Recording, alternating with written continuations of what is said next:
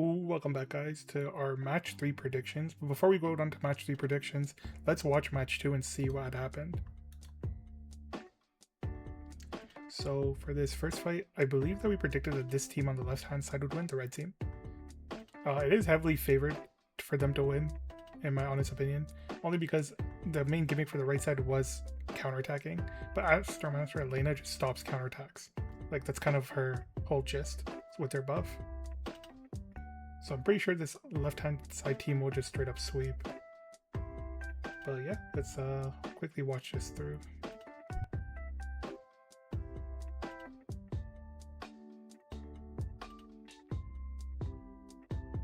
Yeah, as you can see, not only did the entire red team survive like we predicted, but the fight itself was also extremely fast. It's going to be about 6 turns here, which means that we were 4 out of 4 for the predictions for this one, which is pretty nice because that means we get the maximum amount of rewards. And then let's go on to fight number 2. So this was the one we all ended on. So if I remember correctly, for this fight, we didn't fully put in our predictions, meaning we predicted kind of a mix. So we predicted that the red team was going to win, but we also predicted that the blue team was going to get the first kill. And then whether or not the entire team lives, we obviously voted nothing, because we did predict that the blue team was going to get a kill. And we voted on no speed either, because there's a lot of RNG that goes into this fight, so it's very hard to say whether it's going to be in 11 turns or less. So we just left the bottom 2 blank, and we just voted for winning team and first kill. But yeah, let's watch this through and see what happens.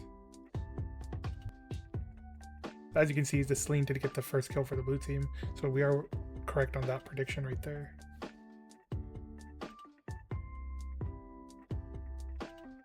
And we are also correct with the red team winning. So luckily for match 2, we were right on both predictions. And we did get the max amount of currency. So now let's go into match 3. So for our match 3 predictions, let's just get straight into it.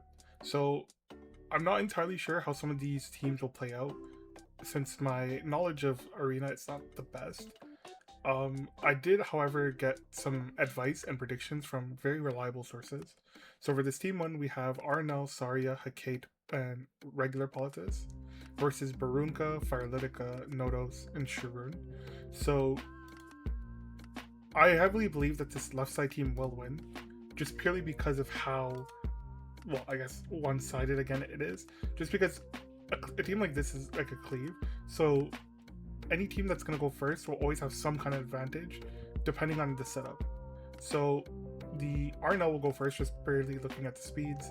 She will outspeed the Letica just because she is 27 speed faster, and she is going to S2 into S3 on the Barunka.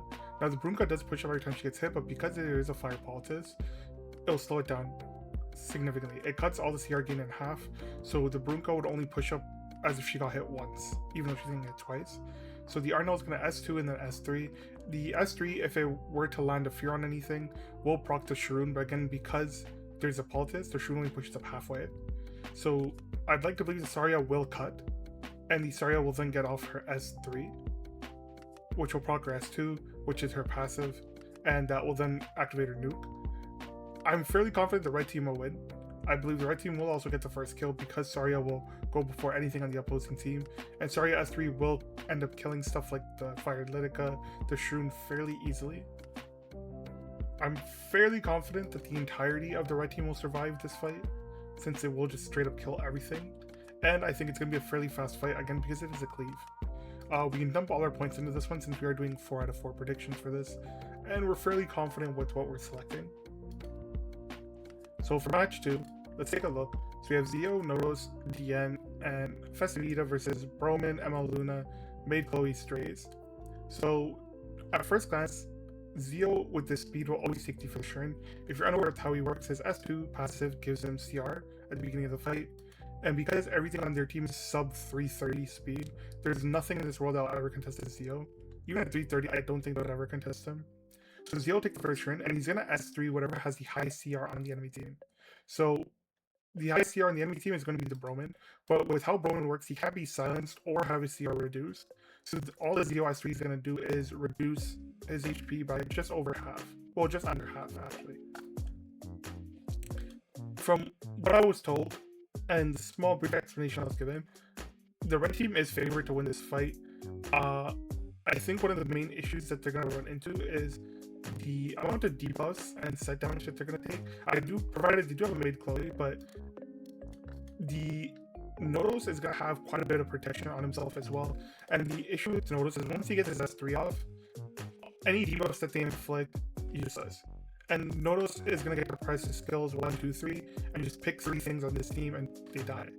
So, and because the Strays is a dark unit, it's going to be the first thing that dies. Now, DN is also going to provide the Nodos with increased defense and pen resistance.